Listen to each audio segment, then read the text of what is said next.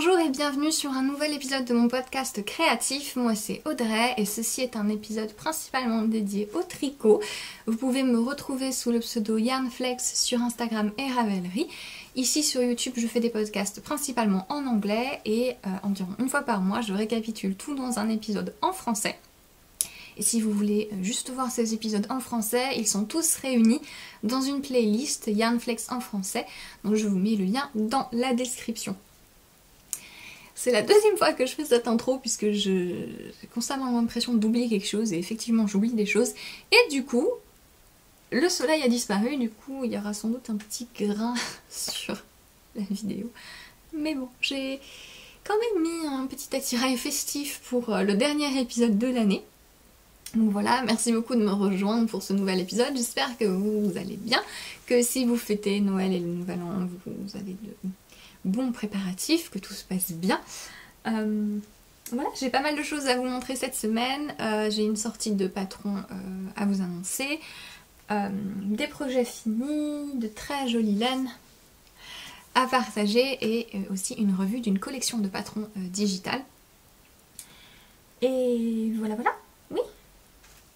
Vous pouvez trouver tous les liens de ce dont je parle dans la description et il y a aussi les temps des différentes parties du podcast. Donc si vous voulez sauter quelque chose, vous pouvez regarder dans la description et seulement sélectionner ce qui vous intéresse.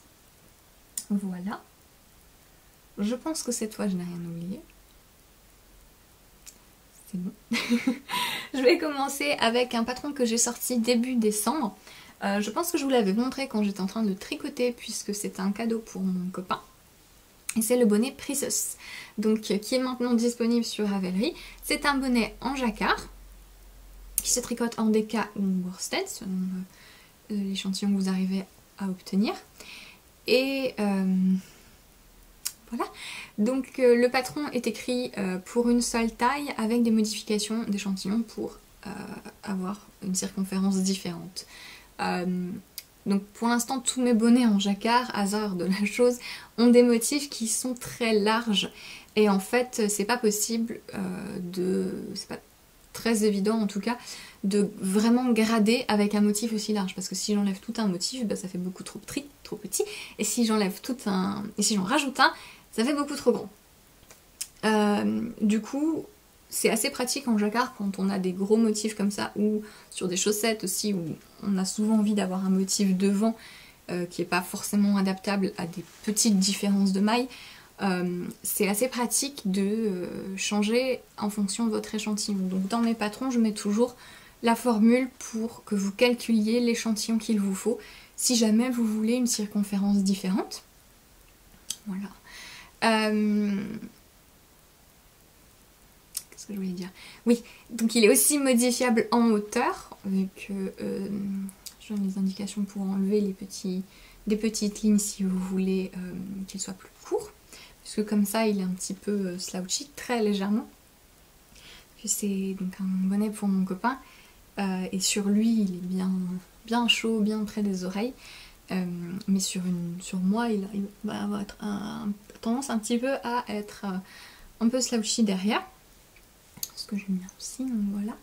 Donc c'est un patron qui est très très simple, il n'y a pas de croisement de fil à faire, il se fait en un jour, donc si jamais j'arrive à mettre en ligne cet épisode le jour même, donc on est le 17 aujourd'hui, si jamais il vous faut un cadeau urgent, voilà, moi j'ai tricoté en moins d'une journée en fait. Et voilà, les versions métisseuses sont hyper sympas, il y en a plein, elles ont fait plein de modifications. Donc vous pouvez voir facilement comment adapter ce que vous voulez. Il y a des très jolies couleurs, il y a une version avec une laine variée teinte à la main, donc c'est aussi sympa à avoir en jacquard. Et voilà, donc c'est le bonnet Princess qui est maintenant dispo sur Ravelry. Et c'était ma dernière sortie de patron de 2018, et c'était le patron un peu rigolo comme ça on dirait. Alors oui... Si tu regardes, tu te reconnaîtras. Oui, effectivement, j'ai très envie de faire ce motif en moufle. Et oui, ça va arriver un jour. Peut-être pas cet hiver, peut-être l'hiver prochain, je sais pas, peut-être. Ça dépend de mon inspiration. et de la concrétisation de certaines collaborations ou pas, mais effectivement en moufle carrément. Donc voilà, c'est prévu. Quelqu'un m'a demandé, une de mes testeuses en fait m'a dit qu'elle aimerait bien avoir des moufles assorties et je suis complètement d'accord. Ça marcherait super bien. Voilà. C'est tout pour du coup la sortie de patron. Et j'ai pas mal de projets finis à vous montrer. Notamment le pull Weekender d'Andrea Mori que je tricotais pour ma maman. Et alors du coup je lui ai déjà offert puisque c'était pour son anniversaire qui était il y a la semaine dernière. Oui c'est ça. Et j'ai filmé une petite description, enfin j'ai filmé un petit segment que je vais insérer ici pour vous le présenter fini. Voilà, donc petit saut dans le passé pour vous parler du Weekender. Et donc petit bond dans le passé pour vous montrer mon Weekender fini. Je vais emballer et offrir juste après avoir tourné cette petite vidéo. Donc le Weekender, donc, qui est un patron d'Andrea Mori. Donc je pense que... Voilà, vous le connaissez. J'ai réussi à le finir bien dans les temps. Et pourtant, c'était pas trop facile. Je suis surprise de pas avoir aimé le tricoter tant que ça en fait. Je sais pas si c'est un mélange du fait que c'est grand, c'est pas pour moi. Le patron, je l'aime bien, mais sans plus.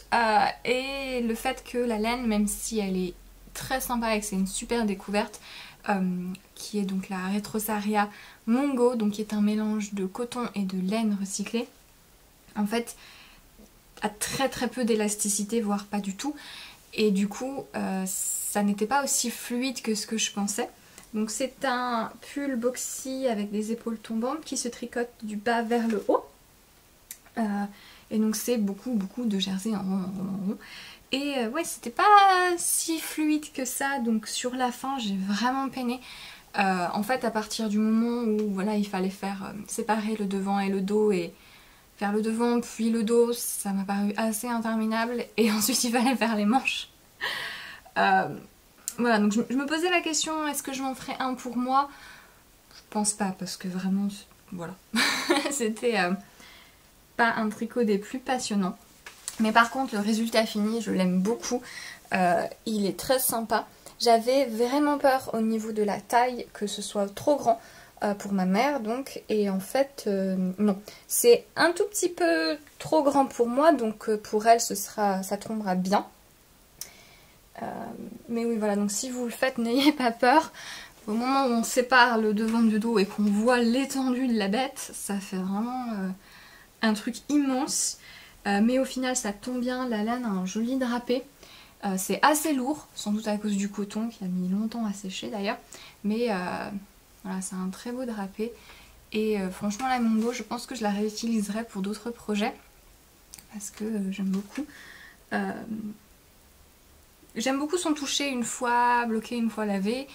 Et donc je pense que ça vaut vraiment le coup de se faire un petit peu violence et en fait juste de s'habituer à la tricoter pour moi, parce que j'aime beaucoup le fait que les coloris soient un peu chinés avec le mélange de coton qui forcément prend la teinture différemment, voire pas.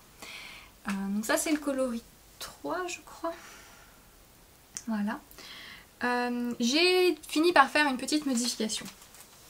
Au niveau de l'encolure en fait, c'est ce qui me posait le plus d'inquiétude au niveau de la coupe, parce que donc c'est une encolure bateau.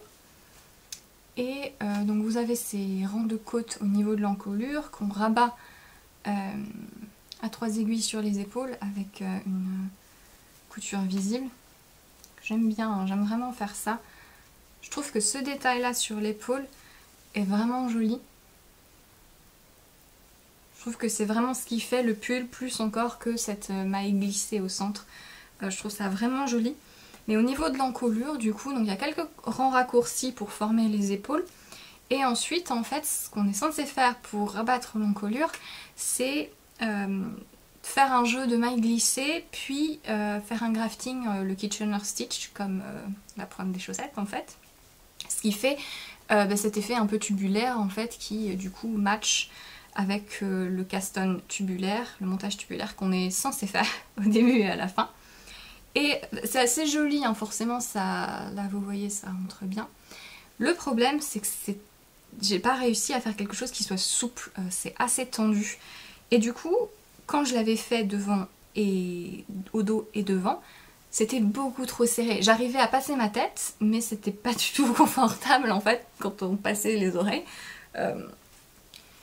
Et du coup, bah, j'ai dû défaire ce grafting plusieurs fois. J'ai pas réussi à faire quelque chose de suffisamment élastique. Donc j'ai laissé tomber pour le devant.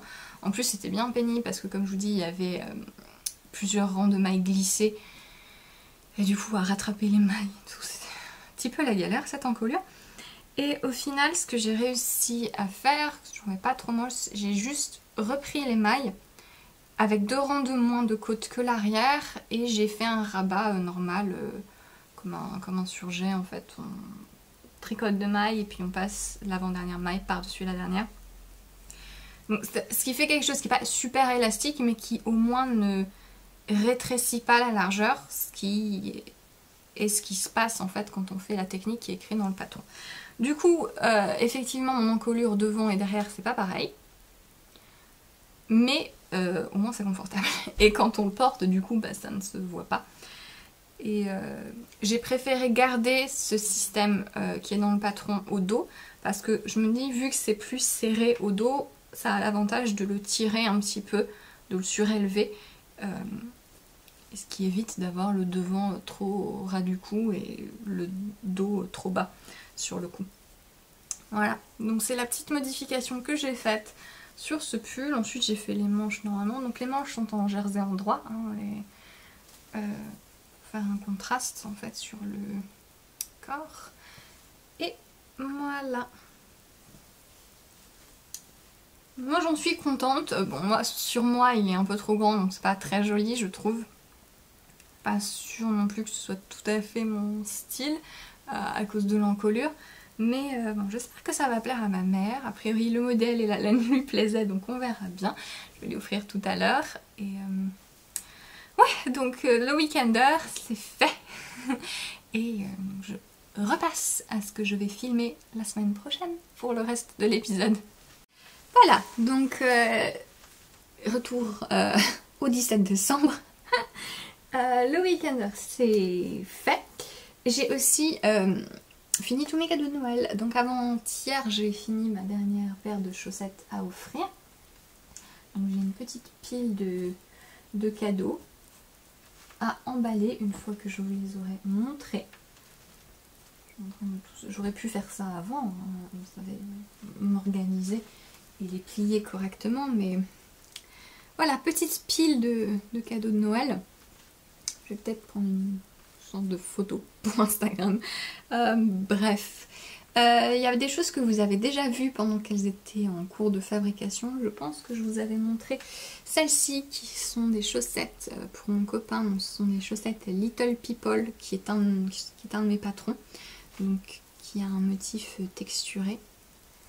Ça par un jeu de mailles glissées et de mailles en verre.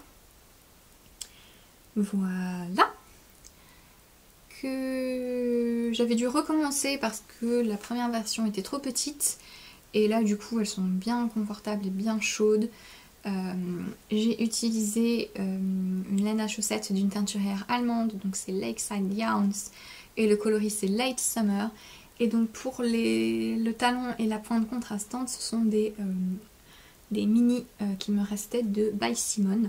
Donc c'est sa base sock, la base chaussette. Coloris Toffee et Only Black. Voilà. Une paire de chaussettes. 2 paires de chaussettes que je viens juste de finir du coup. Et j'adore cette laine. C'est une laine du coup auto-rayante de Woolbutt, qui est une marque de laine allemande qu'on retrouve sur le site, je ne sais pas parler, sur le site Butinet, qui est un site de loisirs créatifs, qui a quelques marques de laine dont Opal, Regia, des laines allemandes, parce qu'il me semble que c'est un site franco-allemand. Et du coup là c'est la qualité Arosa, donc qui est, il me semble c'est 75% laine, 25% polyamide, donc nylon. Et en fait, c'est des grosses rayures. Et je lui avais déjà fait une paire pour l'année dernière, en fait, dans des tons plus automnaux. Oui, c'est ça le mot. Brun et rouille. Et là, du coup, c'est plus bleu, vert, avec un petit peu de marron. Je trouve que ce flash de vert là est hyper sympa. Mais voilà, donc j'ai fait des chaussettes assez longues avec des côtes de 2. Non, une justement. Côte 1, un talon après coup. Et voilà. Et c'est une laine qui est un poil plus douce que la Opale, moi je trouve. Mais voilà, c'est une très bonne laine à chaussettes qui est un peu épaisse. Donc si vous aimez pas les fingering trop fines, ça peut être une bonne idée. Et voilà. C'était mon dernier cadeau de Noël. Il m'en reste un peu, pas assez pour faire quoi que ce soit avec en fait. Donc c'est plutôt long hein, par rapport à ce que je fais d'habitude. Mais j'avais envie, c'est-à-dire je trouvais la répétition de couleurs tellement jolie. Du coup j'ai fait une répétition entière plus la pointe qui est la même que les côtes. Mais voilà.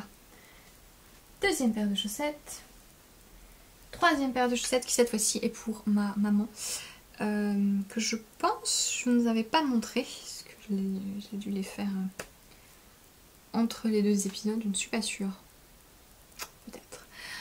C'est encore une fois une paire de chaussettes toute simple en jersey avec cette fois-ci un talon à rang raccourci à l'allemande, des côtes de 2 et la laine, donc c'est Cosmic Strings, il me semble que je vous en avais parlé.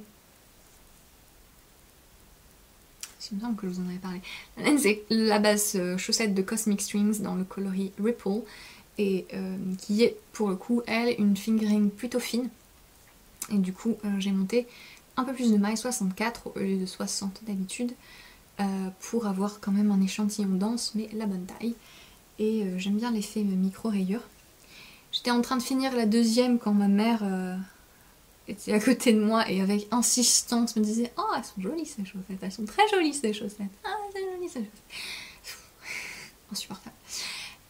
Mais oui, c'est pour elle. Donc je pense qu'elle en sera contente. J'aime bien l'effet un peu marbruyant. Ça fait beaucoup de chaussettes. Hein. Ah, il y en a encore une après, mais bon. Après, c'est fini pour les chaussettes. J'ai aussi fait d'autres petits carrés l'avant pour la mère de mon copain. Voilà, pas très intéressant. Mais j'ai utilisé une laine que j'ai reçue dans un échange, un fiber share, qui est Berroco Lindsay, donc qui est un mélange de coton et de lin, dans ce ton un peu beige brun chiné, qui est pas très joli, mais qui est la couleur parfaite, je pense, quand on veut faire des gants. C'est une couleur gant, voilà. Mais c'était assez sympa à tricoter, plus que le coton pur en tout cas. Et du coup ça fait des petits carrés vraiment moelleux. J'ai fait un en point de brille, un en point mousse. Je les ai fait plus denses que mes premiers. J'ai descendu d'une taille d'aiguille pour le même épaisseur de fil aussi. J'ai aussi tenu en double. Et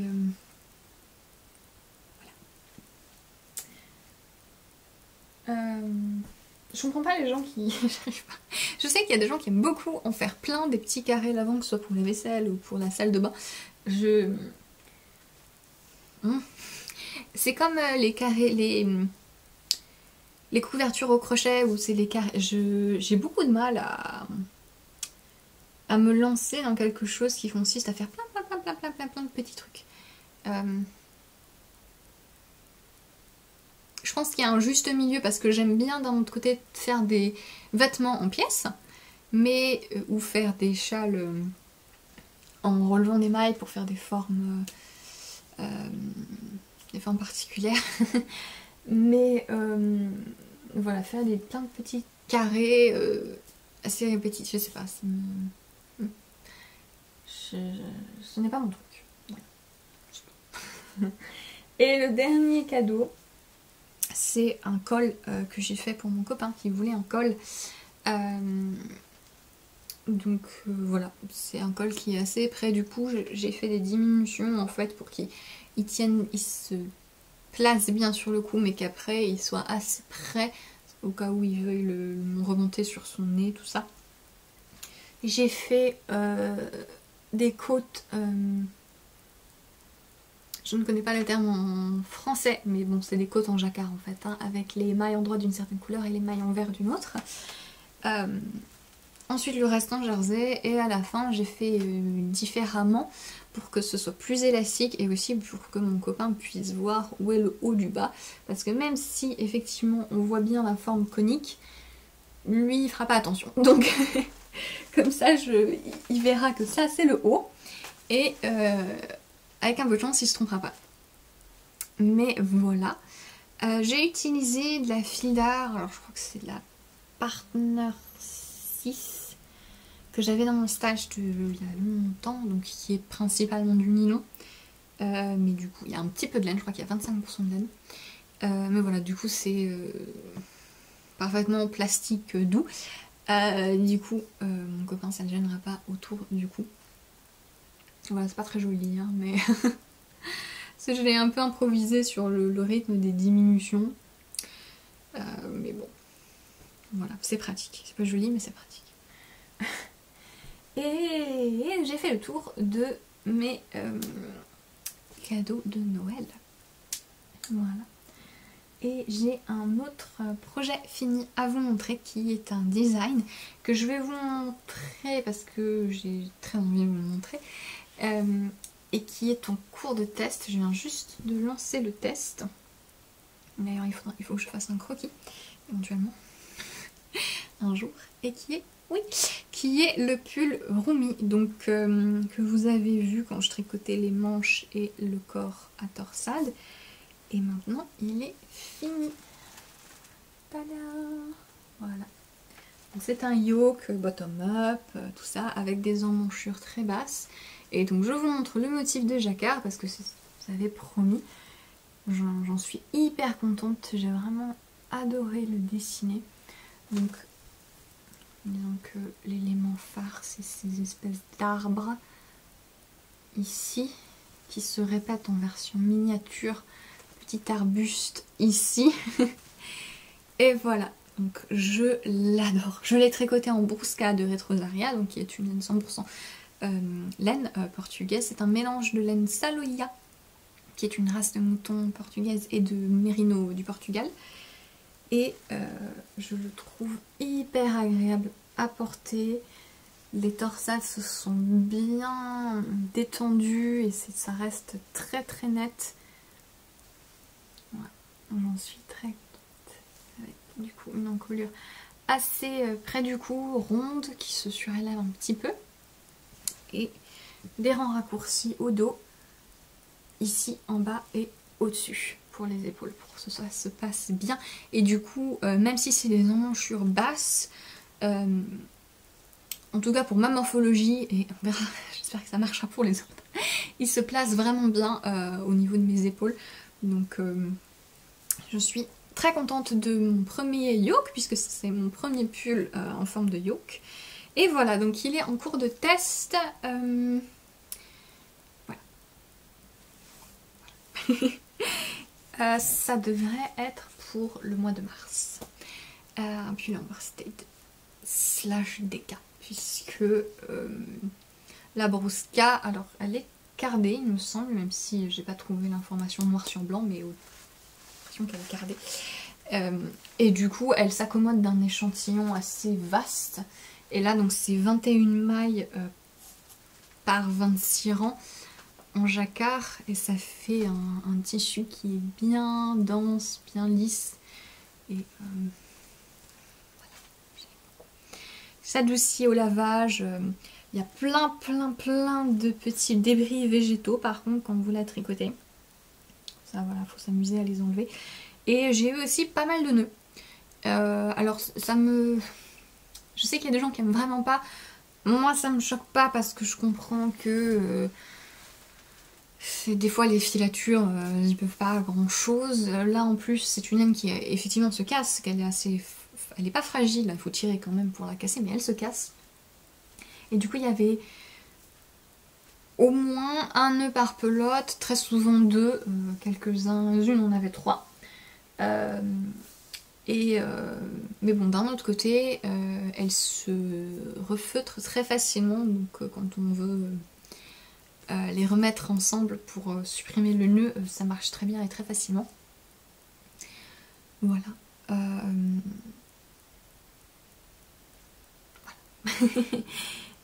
Il m'en reste, donc je pense que je vais faire des moufles avec, éventuellement ça, mais quoique j'ai une autre idée pour ce motif là, d'autres couleurs qui en sortiront peut-être un petit peu plus. Je sais pas, je verrai. Mais en tout cas j'en suis très contente et j'ai hâte de voir mes testeuses avancer et voir avec le patron ce que ça donne.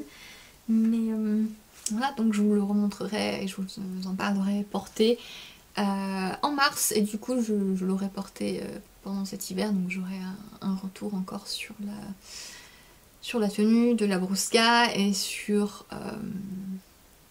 voilà, au porté. Est-ce que j'ai réussi à avoir la forme que je voulais. En tout cas il est très confortable pour l'instant, donc j'en suis super contente. Voilà. Et du coup, je peux passer à mes encours et je n'en ai que deux. Et oui. Donc j'ai décidé que j'allais essayer pour l'an prochain de réduire mon nombre d'encours parce que je me suis trouvée un petit peu agacée parce que j'avais plein de choses à faire en même temps avec les cadeaux de Noël et les designs qui arrivaient de manière un peu en panique. Parce que les teinturiers étaient en retard et tout ça. Donc, maintenant je fais la méchante, c'est-à-dire que je dis que j'ai besoin de la laine à telle date pour telle sortie, sinon ça ne marche pas. Parce que je peux pas... Surtout pour des patrons qui ont besoin d'être testés, il me faut un temps de test relativement long. Parce que je peux pas... vraiment me permettre de demander aux gens de faire un pull en 4 semaines, ça ne se fait pas. Mais du coup j'étais un petit peu trop de trucs à faire en même temps et je me suis retrouvée avec des encours du coup qui étaient petits, c'était des chaussettes et qui dormaient en fait, auxquelles je ne touchais pas et qui s'entassaient dans mon panier là en cours et ça m'a donné envie d'essayer pour l'année prochaine d'essayer de réduire à un encours design et un encours perso. Parce que maintenant je sépare bien mon temps, c'est-à-dire que je ne travaille sur mes encours design que en journée et en semaine et je ne m'amuse plus à essayer de terminer un pull à torsade le soir à minuit. Ça se passe bien pour l'instant et ça fait quelques mois que je fais comme ça. Et du coup, à partir de maintenant, je vais essayer de répartir les choses comme ça. Alors, je m'autorise éventuellement à monter à 3 encours si jamais j'ai vraiment une temporalité au niveau d'une collaboration qui est juste et j'ai besoin d'avoir 2 designs en même temps. Ou si je fais par exemple une vidéo Project Focus où j'ai envie d'avoir un encours perso à part. Donc voilà, 3 encours maximum. C'est l'idée pour 2019. Voilà. J'ai procédé comme ça pour mes cadeaux de Noël. C'est-à-dire en prenant un à la fois, je commence, je finis. Et c'est beaucoup plus satisfaisant en fait. Je me sens beaucoup moins... c'est pas oppressée, mais c'est juste vraiment l'idée de... Vu que j'ai vraiment envie de développer mes propres modèles, si j'ai plusieurs encours perso à côté et que je peux pas les toucher de plusieurs jours, ça me va pas. Du coup, je vais procéder comme ça et il se trouve que là, du coup, je n'ai que 2 encours, un design et un perso. Le premier dont je voulais vous parler, je bouge mes bouts de laine. Donc c'est un nouveau modèle, c'est une paire de chaussettes. Oui, j'ai fait un design de pull, maintenant j'ai envie de faire un petit design de chaussettes pour me reposer de mon pull. Et donc ce seront des chaussettes tricotées avec cette laine que je vous avais montrée, donc qui est de la Hedgerow Yarns, donc qui est une teinturière anglaise. Est-ce que je dis une bêtise? Non, il me semble qu'elle est au Royaume-Uni, en tout cas. Qui a de très très belles étiquettes. Petit hérisson. Donc c'est de la laine tweed, donc avec des petits morceaux de Donegal, coloris Tuffy. Et c'est trop beau. Vous savez, je pense que je vous avais longuement parlé de mon amour pour le tweed. Et qui vient avec un petit mini. Voilà. Pistache, ça s'appelle le mini. Donc je vais faire une paire de chaussettes. J'ai une idée assez minimaliste, assez simple. Et je sais pas trop si je vais m'y tenir ou si je vais rajouter quelque chose. D'un autre côté, j'ai envie de quelque chose d'assez épuré qui fonctionnera vraiment dans les détails. Donc ce sera peut-être un design de chaussettes très simple au premier abord, mais qui fonctionnera dans les détails, et notamment dans les côtes. Donc vous voyez, ce sont des côtes brisées avec la voilà, la tresse nickel, la tresse latérale que je mets partout, comme vous allez commencer à en avoir assez. Voilà, c'est promis, c'est pour l'instant le dernier design où j'ai prévu d'en mettre. Donc voilà, c'est des petites côtes brisées, la tresse et encore un tout petit peu de côte brisée. Voilà, donc bon, malheureusement mon téléphone ne fait pas de mise au point, hein, mais ça vous donne une idée de la texture et je trouve ça hyper, je trouve ça sympa, c'est hyper délicat. Et avec les petits bouts de tweed là, c'est super sympa. Voilà. Voilà, donc j'ai fini les côtes là et maintenant je vais passer, je vais faire un petit peu de rayure avec le mini et ensuite ce sera principalement dans cette couleur avec des lignes, voilà, des lignes. Ce sera assez simple et voilà.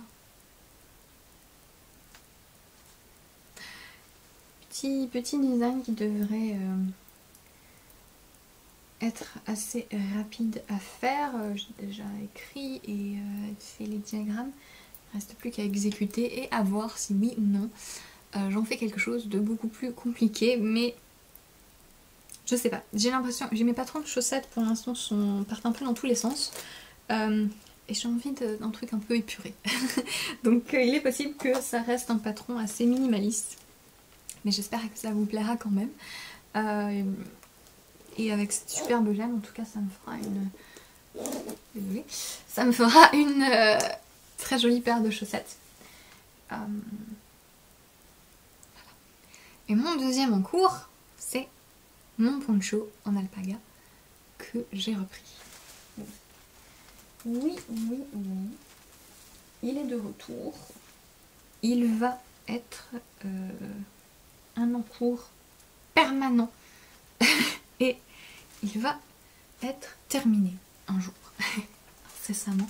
Pas incessamment sous peu, mais c'est-à-dire que c'est dans le futur, voilà. Donc, ceci, si vous ne savez pas ce que c'est le Sanders Poncho, donc qui est un poncho qui se tricote en alpaga pour le draper. C'est un patron de Jessica Gore, donc qui est de Sweater Collective, et qui a sur le devant un superbe panneau de torsade.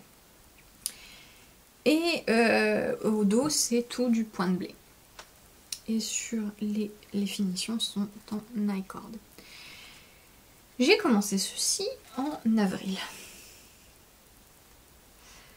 Voilà, j'y touchais plus, c'est trop long, trop gros. Maintenant j'ai de l'alpaga absolument partout.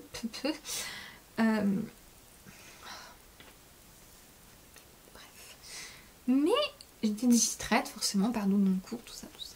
Du coup maintenant, bah, c'est son tour. C'est mon encours perso. Et donc, je l'ai repris hier. Et j'ai fini les 55 cm de point de blé du dos.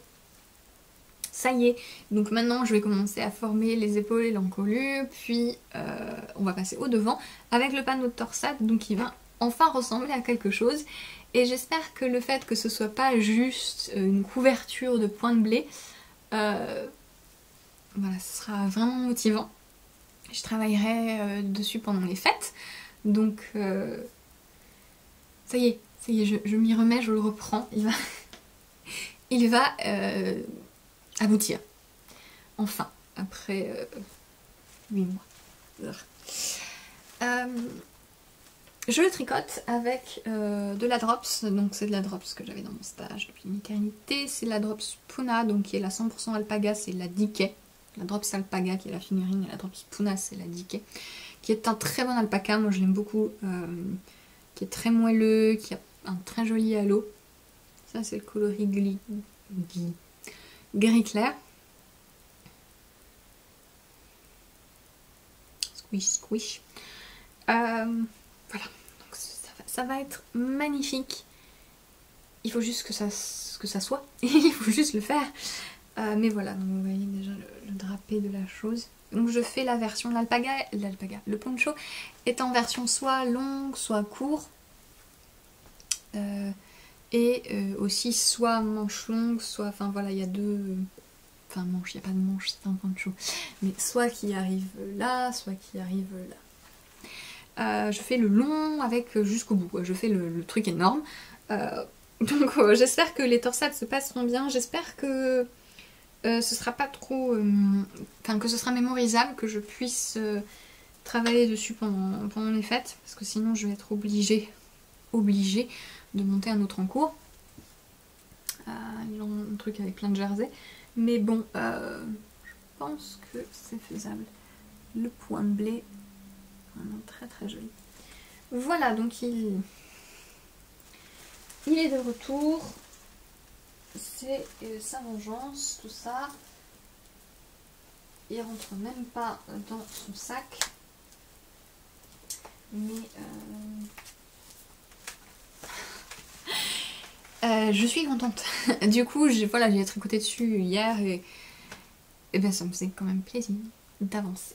Et de voir mon petit lapin s'éloigner, parce que j'avais un marqueur, s'éloigner de ma progression. Voilà, pour mes encours. Et du coup, je pense que c'est tout pour ce que j'ai tricoté. Et je vais passer à quelques jolies laines que je voulais vous montrer. Donc, je me suis fait des petits cadeaux de Noël en avance. La première chose que je voulais, qui me faisait de l'œil depuis un moment, c'est une nouvelle gamme de laine de John Arbonne. Donc John Arbonne, c'est une filature au Royaume-Uni, donc qui file beaucoup de laine de marques qu'on connaît au Royaume-Uni et qui ont aussi leur propre gamme. Et ils ont récemment sorti Harvest Hues, donc qui est une nouvelle gamme de laine qui est à 65% du Falkland Merino et 35% Schwarzbols. Est-ce que je peux... Non, il y a de la lumière. Parce que là c'est écrit plus gros, donc je vais peut-être le tenir. Voilà, ça là, lui. Dexmoor, donc en Angleterre. Et donc c'est une gamme avec des coloris absolument sublimes. Ils ont envoyé cette carte, cette shade card, je sais pas comment on dit en français, sans que j'ai rien demandé. Et j'en suis très contente parce que du coup je peux voir toutes les couleurs en vrai et c'est trop beau. Je voulais prévoir un projet avec parce que je trouve que les coloris étaient super, très... Enfin vous voyez quoi, c'est vraiment des coloris très lumineux, très riches. Enfin, c'est très très beau. Et j'essayais désespérément de choisir mes couleurs. Alors j'étais là, eh ben, je veux celui-là, je veux celui-là, je veux celui-là, je veux celui-là, puis je veux ces deux-là aussi, puis celui-là aussi. Je me suis retrouvée à un moment, bah, j'avais toutes les couleurs dans mon panier. Au bout d'un moment, c'est ridicule. Il faut faire un choix. Et du coup, j'ai décidé que j'allais envisager un projet, comme ça, j'allais pouvoir faire une sélection. Et du coup, j'ai choisi de prendre 2 écheveaux de Juniper, donc qui est ce vert, très très beau vert, lumineux et changeant. Il y a des versions, des endroits un peu plus kaki, des endroits un peu plus teal. Et un écheveau de Barley, donc qui est un couleur absolument indéfinissable. C'est un marron glacé froid, en même temps un petit peu beige, gris, je sais pas ce que c'est. Mais donc l'idée c'est de faire un pull assez simple, majoritairement en vert, et le tiers bas du pull et des manches sera dans la couleur contrastante, avec une espèce de petite transition, éventuellement avec un motif de jacquard, je suis pas sûre, mais genre tout petit, vraiment quelque chose. Ce sera vraiment un pull assez minimaliste pour laisser cette laine briller. Donc ils ont vraiment des coloris magnifiques.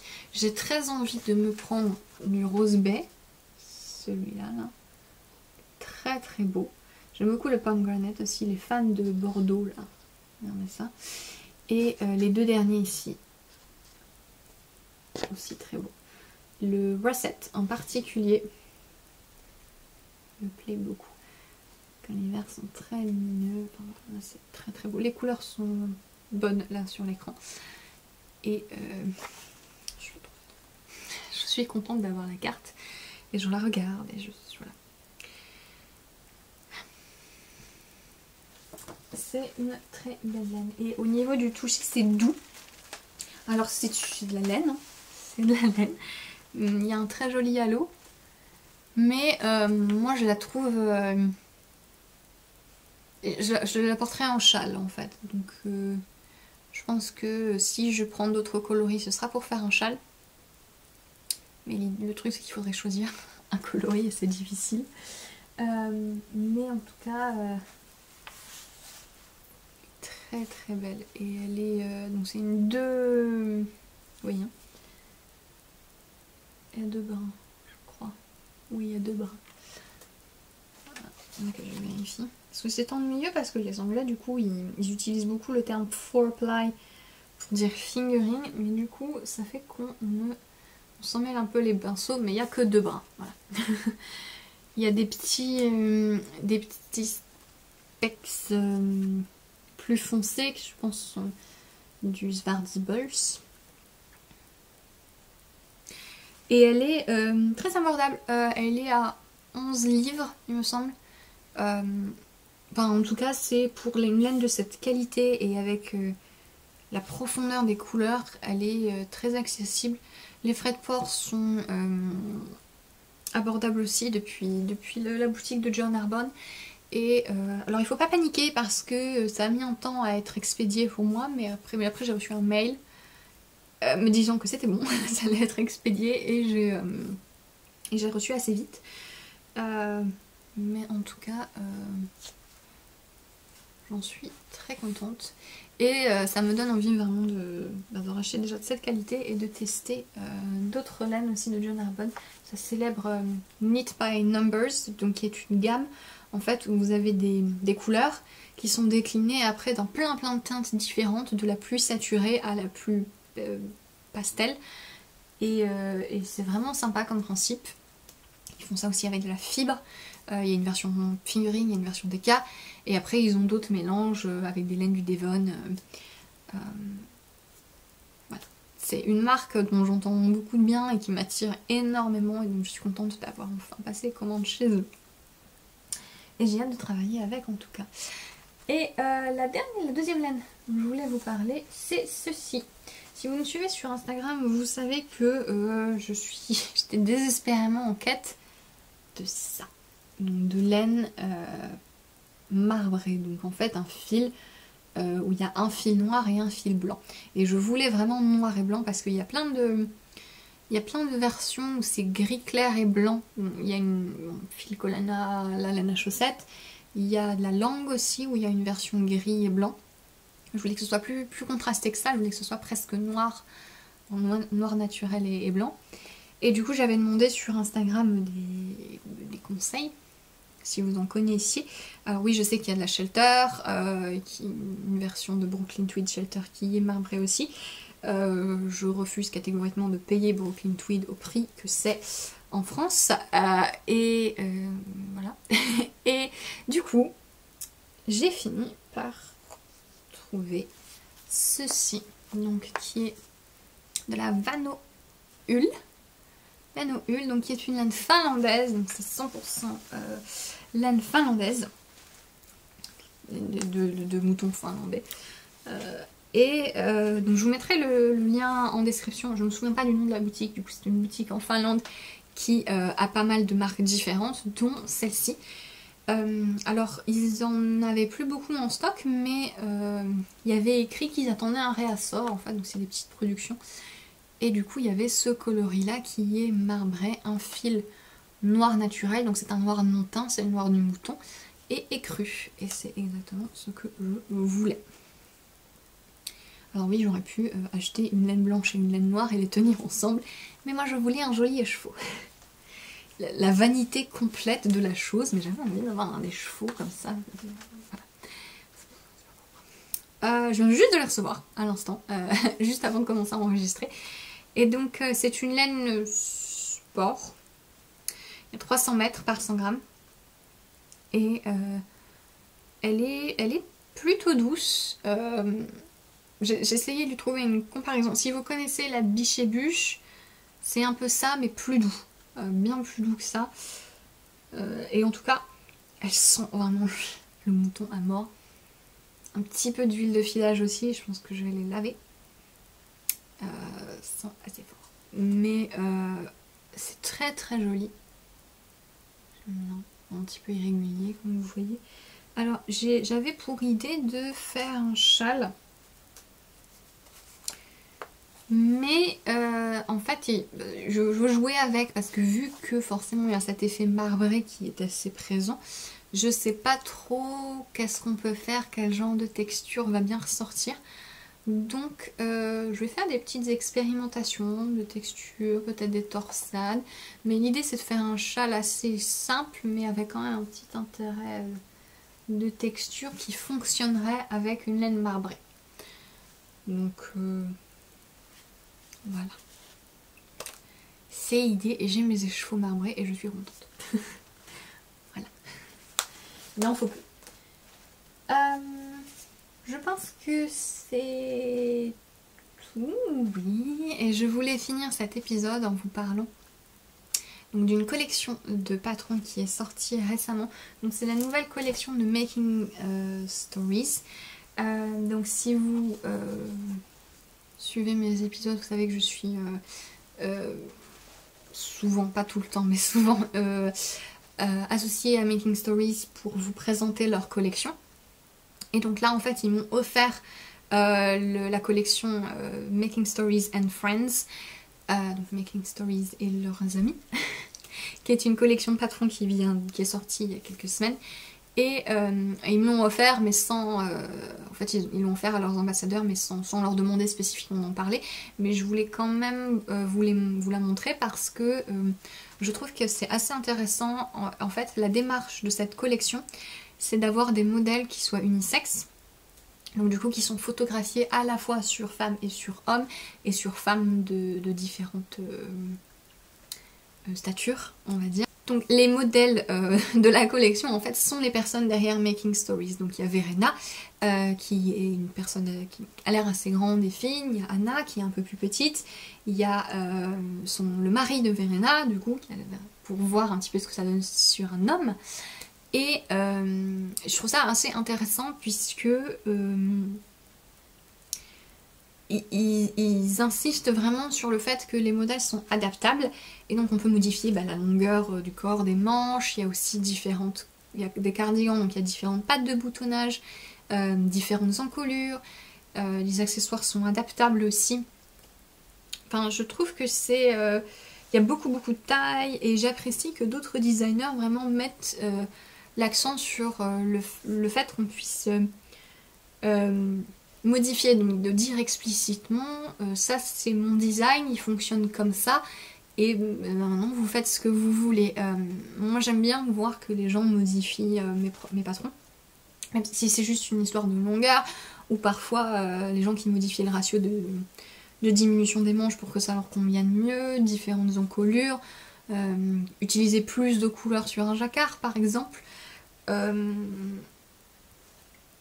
je suis désolée, j'ai mis note pour ne pas oublier ce que je veux dire.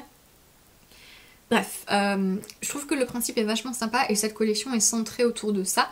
Donc les modèles du coup vont hommes, femmes, vont à différentes tailles et pour différents styles aussi. Donc c'est vrai qu'on a un peu tendance souvent à se dire moi je fais une taille M, voilà 40 et à rester figé là-dessus alors qu'en fait pas forcément, parfois on a peut-être envie d'avoir un truc qui soit plus large, donc on va prendre une taille plus grande, parfois on a envie d'un truc plus ajusté, donc voilà.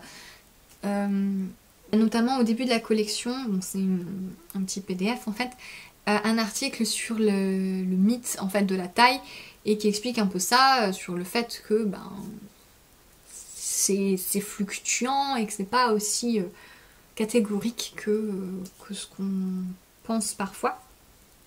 Je trouve ça très sympa.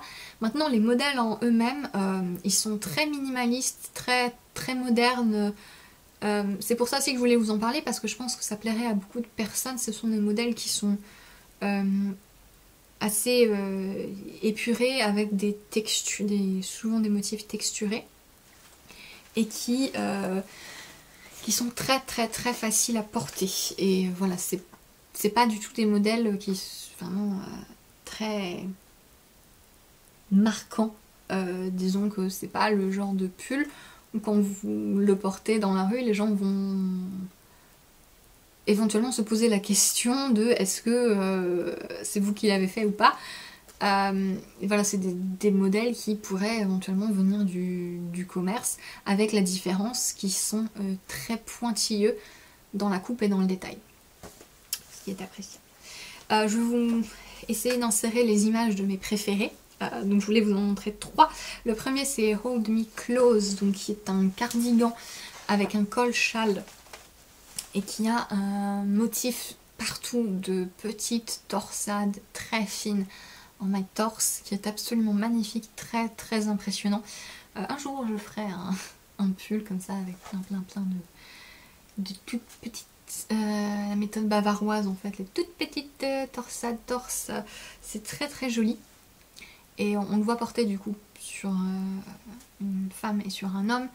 Et c'est assez intéressant. Moi par exemple j'aime pas les cols châles. Mais je le vois bien avec une forme différente en fait, plus simple et plus court. Voilà. C'est un modèle qui m'intéressait. Le deuxième dont je voulais vous parler c'est Keeping You Warm, donc qui est le motif en jacquard de ce modèle en jacquard de la collection. Donc c'est un yoke avec un dessin que je trouve hyper intéressant, qui est très moderne, très bizarre. C'est très inhabituel, mais d'un autre côté du coup c'est parfaitement portable. Ça fait très industriel, c'est les lignes en fait dessus, et je trouve que c'est hyper facile à porter. Et alors pour le coup, quand on regarde souvent les pulls en jacquard, c'est vrai que moi j'aime bien que ça fasse pull de Noël, mais d'un autre côté c'est souvent des motifs très clairs et très marqués, très connotés on va dire, alors que là c'est vraiment très léger, très discret, mais ça se remarque quand même, donc je trouve ça très joli. Et le dernier modèle qui est mon préféré, c'est le pull Trust Me, donc qui est un pull avec un motif de côte brisée et de torsade, et j'adore l'association des deux. Je trouve que c'est très joli, et il a des emmanchures montées, donc il y a tout un travail au niveau de la construction ici qui est hyper intéressant. Je trouve très joli. C'est un modèle de Claire Montaigne, dont j'aime beaucoup le travail tout le temps. Et là pour le coup je trouve que c'est hyper réussi.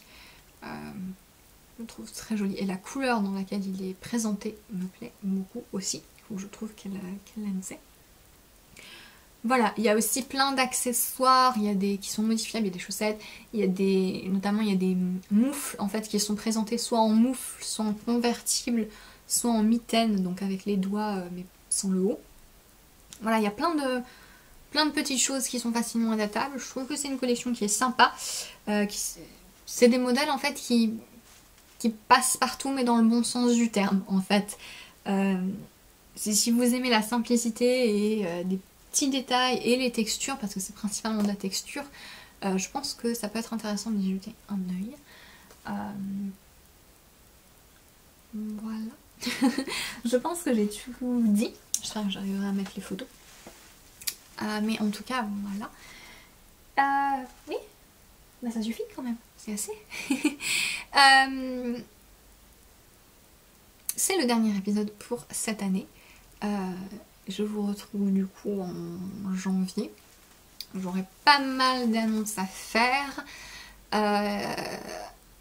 Alors non, du coup, je filmerai peut-être... Ah, je ne sais pas, je vais peut-être décaler en fait, mais... Pardon, j'ai tapé sur le tabouret. Je vais peut-être décaler, je sais pas trop comment je vais faire, disons que j'aurai une annonce importante à vous faire à un moment et il faudra pas que je filme 20 jours plus tard. Je sais pas, je verrai, mais dans tous les cas on se retrouvera l'année prochaine pour un renouveau processus de création, n'est-ce pas, avec moins d'encours, mais j'espère... je pense que vous verrez moins la différence puisque vu que je filme qu'une fois par mois, bah, j'aurai quand même pas mal de choses à vous montrer. Ce qui va se passer, c'est que vous verrez sans doute des projets déjà finis en fait sans les avoir vus commencer, vu que je vais vraiment procéder un par un. Mais j'espère que ça vous dira quand même que j'essaie d'être un peu plus limitée en termes d'encours. Mais voilà. Je vous souhaite de très belles fêtes, un bon passage à 2019. J'espère que tout se passera bien pour vous. Et voilà, je pense que c'est tout pour ce dernier épisode de 2018. Bonne fête et à bientôt. Bye!